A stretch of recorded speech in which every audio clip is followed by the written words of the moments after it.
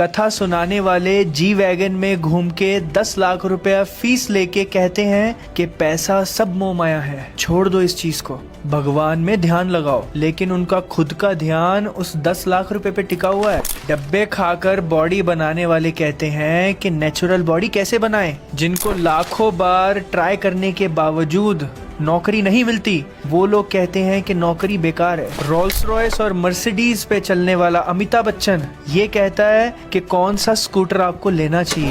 और जो service centre ही नहीं गया कभी, वो MS धोनी बताता है कि बाइक का ऑयल कौन सा लेना चाहिए। जो विराट कोहली अपनी फिटनेस की वजह से फ्राइड चिप्स एंड ऑल ये सब चीज कभी नहीं खाता, वो आपको ये बताता है कि आपके लिए कौन सा चिप्स अच्छा है। अंधों के शहर में आईने बिक रहे हैं, तो इसी वजह से ऐसे लोगों से सावधान रहो। और अगर कामयाब होना है और अगर कुछ करना चाहते हो तो अस्सलाम वालेकुम।